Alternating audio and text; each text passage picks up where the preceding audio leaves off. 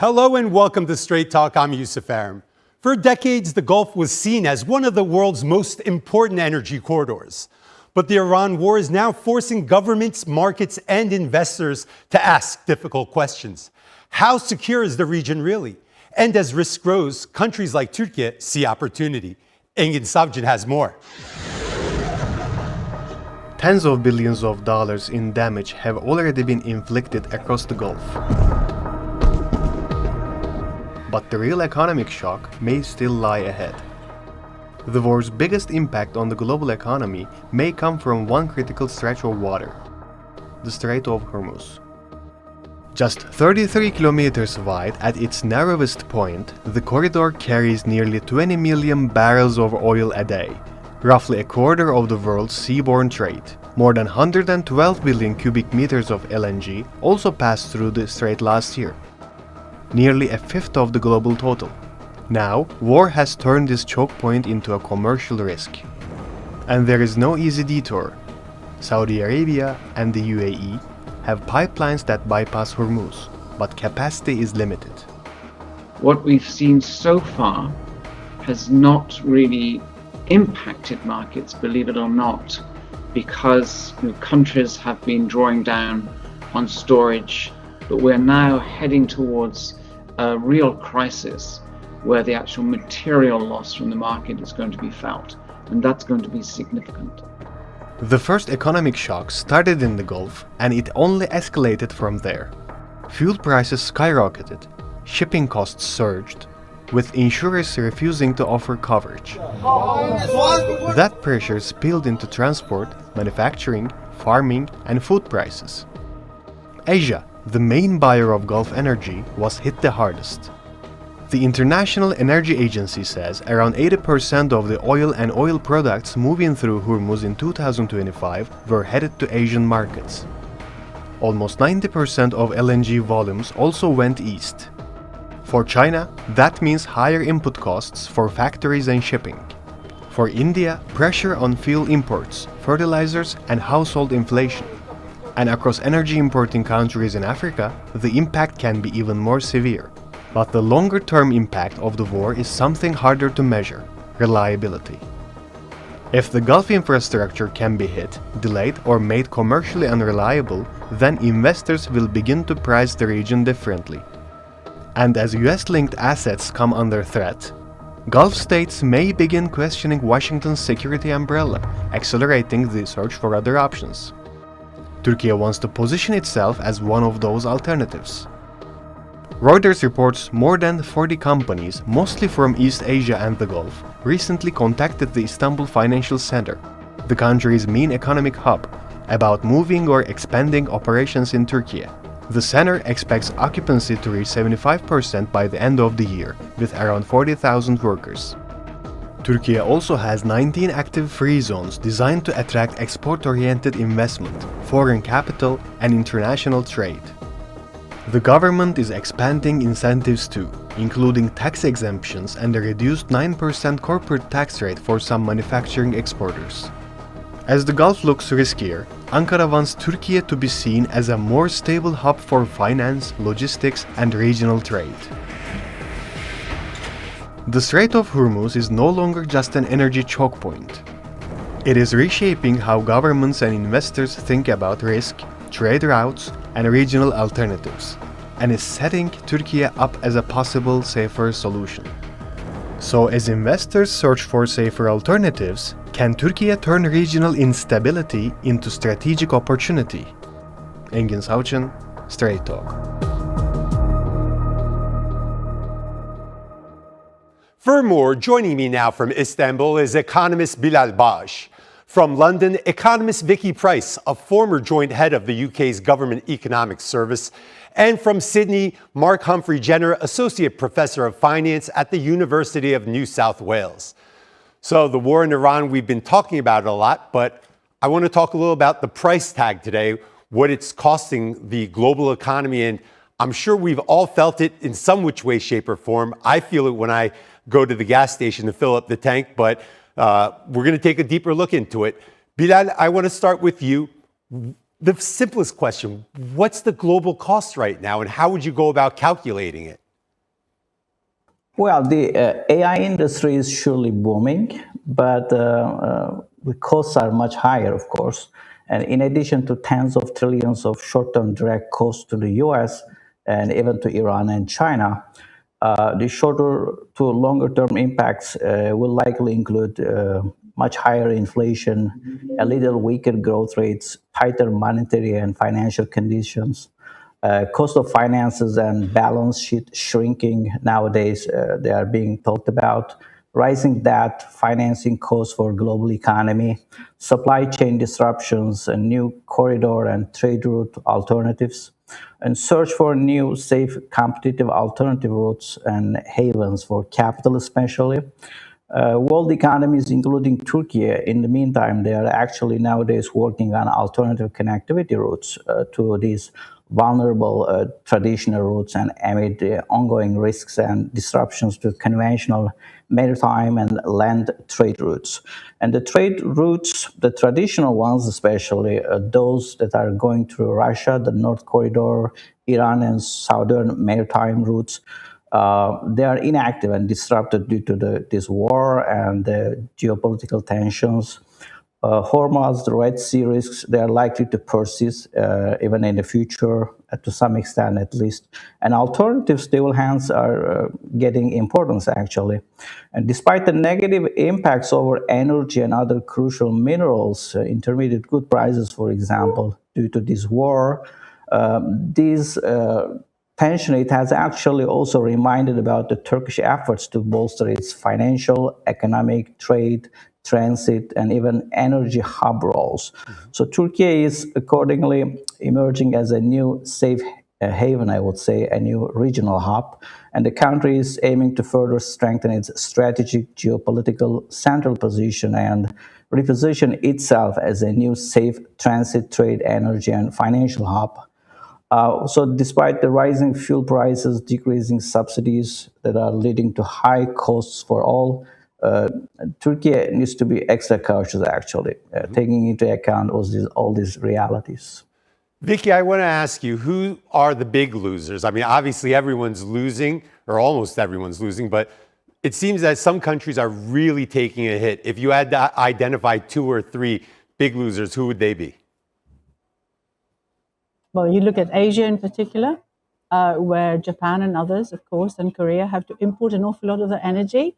And they're the ones that are hit particularly badly right now, and looking at alternatives in terms of how they can get their oil to them. In fact, they're going and buying an awful lot from the US right now, whether it's LNG or crude oil as well. What you're also seeing is the emerging markets more generally, because, of course, they've been hit by higher costs, and there is a limit to what they can actually do.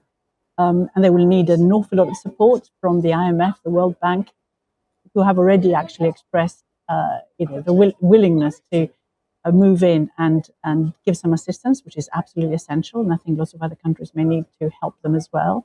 But there is no doubt that across the world, what you're seeing is slower growth as a result of this, increased uncertainty, and the inflation concerns that everyone has will also probably be reflected in higher interest rates than would otherwise have been the case. And that, of course, is a concern for everyone, not just in terms of what people pay for their goods and also what interest they have to pay on their borrowings, including corporates, but also, of course, what governments will have to pay in terms of financing their debt. And what we're seeing is that the cost of servicing debt, because yields have gone up quite significantly, they've come down a little bit today because of the hope that maybe some solution will be found.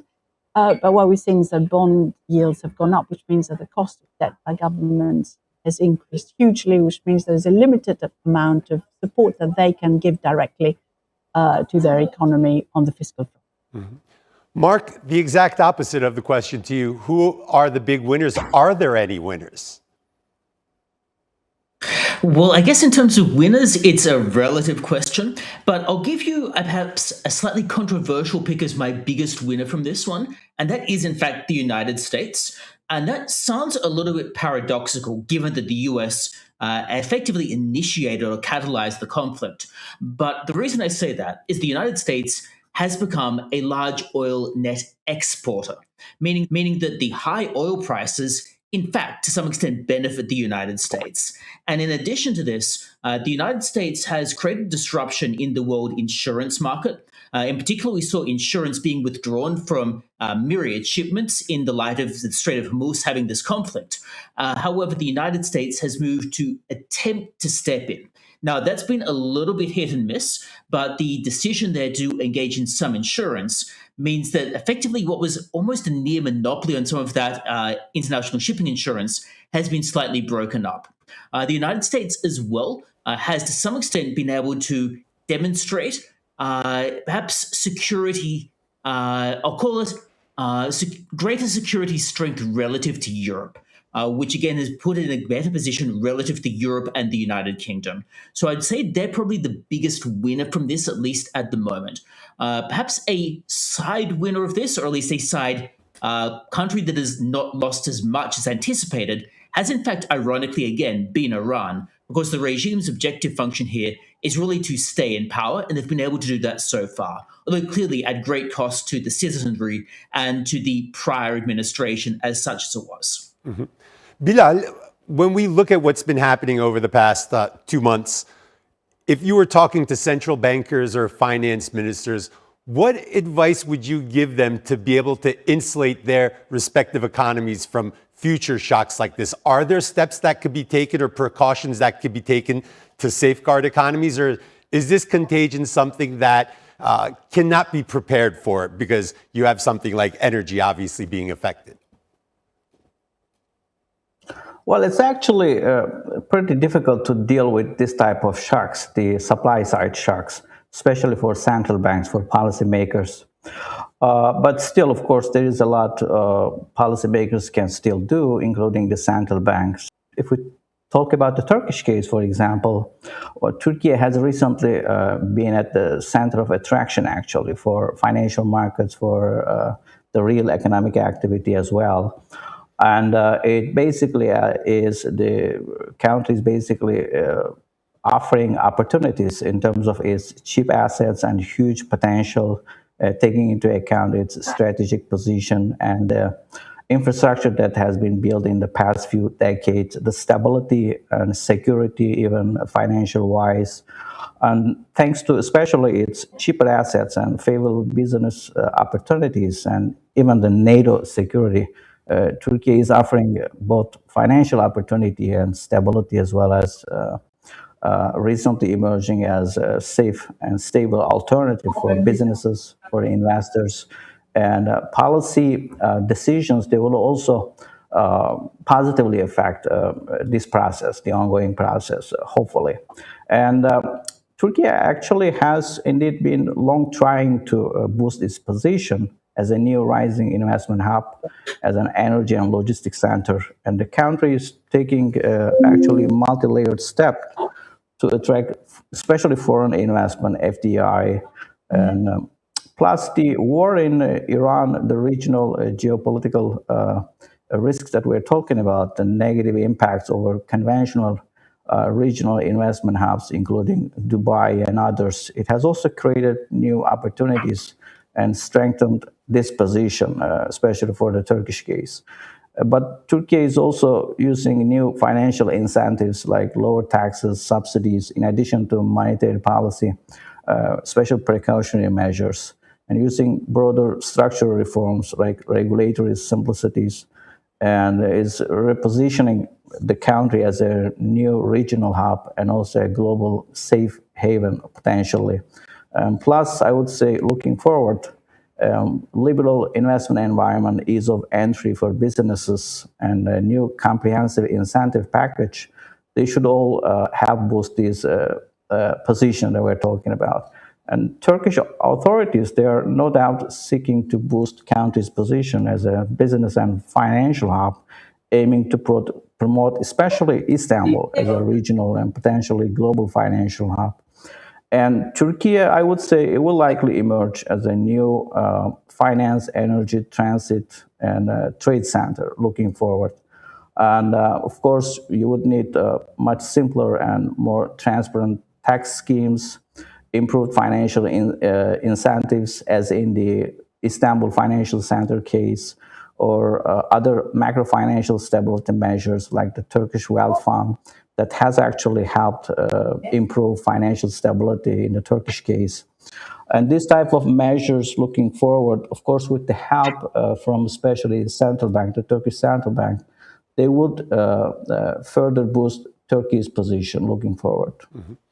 Vicky, I want to ask you about U.S. national debt. I mean, during Trump's campaign, bringing the debt down, cutting the budget, Doge with Elon Musk finding unnecessary spending, that was a big thing. But now we see the Iran war, already billions, tens of billions spent on the war. But aside from that, U.S. national debt, I believe it's about 38 trillion.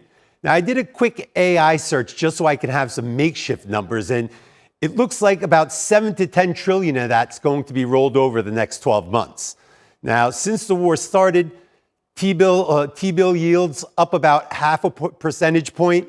So that's about on 10 trillion, that's about what, 50 billion extra interest payment for the first year alone? So that's quite a big cost. Is this weighing on Trump's mind? I mean, is he looking at this and saying, oh my God, the extra interest payment that this war is going to result for my country's economy is ridiculous?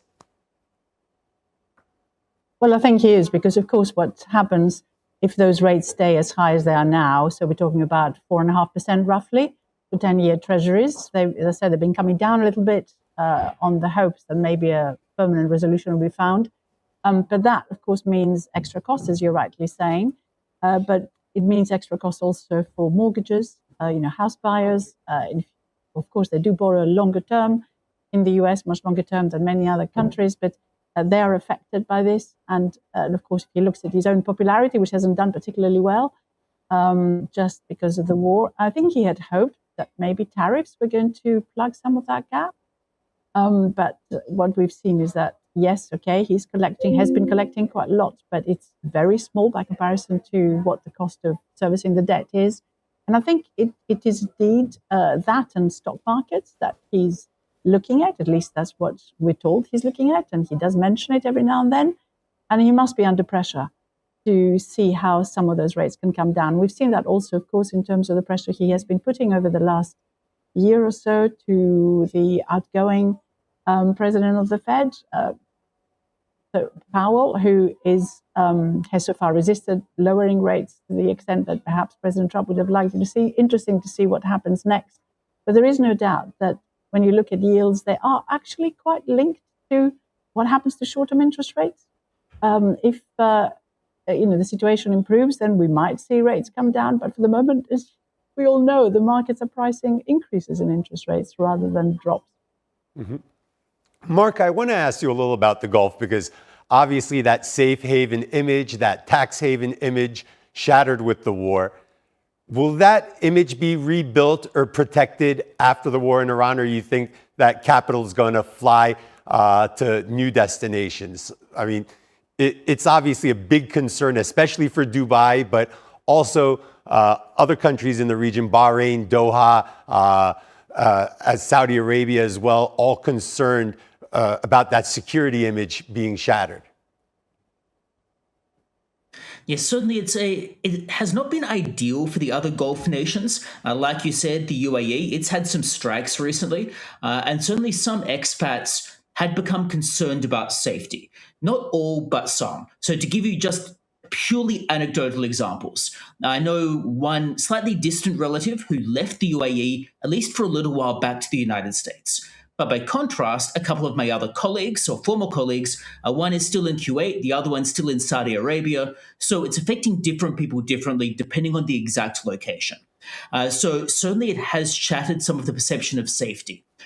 The perception about economic benefits is likely still there, however, in that the benefits of being positioned in Dubai economically, those are still just as good as they were beforehand. It's just now people are going to price in, is there an additional risk that I'm taking on by moving to Dubai that maybe means I look elsewhere? In which case you might see other winners from this. Maybe countries like BVI, for example, British Virgin Islands, or some similar locations. perhaps theoretically Hong Kong or Singapore, although those are significantly harder to just move to than the United Arab Emirates. So we are going to see a bit of a shift, but we're not going to see a reduction in demand to shift. So Bilal, Erdogan had this new digital nomad incentive that he just rolled out, 20 years tax-free, also cutting taxes on other tax brackets as well, whether it's capital gains, I believe, or cheaper fees for employers for local employment and whatnot.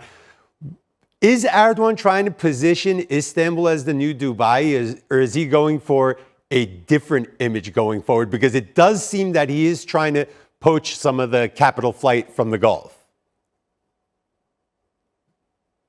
Well, it definitely is. And Turkey is trying to strengthen its position and also the image and the position of Istanbul in all these equations, in all these dynamics. The Turkish government has indeed been in talks of new rounds of incentives to attract financial capital and also the human capital, and as well as the liberal investment environment, ease of entry, and other competitive and new regulations, and potential new tax breaks for especially exporting companies, less regulation, even customs duty exemptions, low corporate taxes, especially along with Istanbul Financial Center, and strengthening central role of Istanbul, and even other earlier measures like the Sovereign Wealth Fund, Turkish Wealth Fund, and they are all increasing financial stability, which is actually a precondition to be a financial hub. And increasing reserves, other measures, they have actually helped position Turkey as a new regional hub and a global, potentially a global safe haven. And the Istanbul Financial Center, for example, it already offers 100% exemption from corporate taxes, especially towards export earnings. And recent subsidies for the tourism sector, for example, they will definitely pay off for the Turkish economy looking forward. The Istanbul Financial Center, the flagship project, it is aiming to be a global financial hub. Initially, it was designed as a regional hub, but nowadays it's actually getting attention all across the world and probably aiming to attract fintechs, banks, financial professionals from all over the world. But Turkey in general, it is actually recently, it has been more selective and strategic and trying to target high-value sector, including technology and AI, manufacturing and export sectors, green and digital transformation, logistics and infrastructure. Vicky, going forward right now, from this moment on, what would be a nightmare scenario for the markets where we would see another nosedive, or we would see oil move up towards 200 a barrel, something that would be very, very debilitating for international markets? Yeah, absolutely. Of course, the question is how long some of those may last, because obviously demand will collapse very quickly if prices went as high as that, and therefore it wouldn't be sustainable. But just look at what the IMF has been saying. They produced these three scenarios. Their worst case scenario, which meant recession, was for oil prices to be $150 a barrel, so which we haven't quite got to yet, and we did see something near that when we had the war in Ukraine. But so far, the markets seem to have been reasonably benign in terms of their reaction to what's been going on. Of course, huge increase from $60 a barrel for Brent up to wherever we've seen the last few days, which is 114 up to 126, depending on the hour that one looked at. And that's quite a big increase, obviously, and that itself is causing concern all across the world.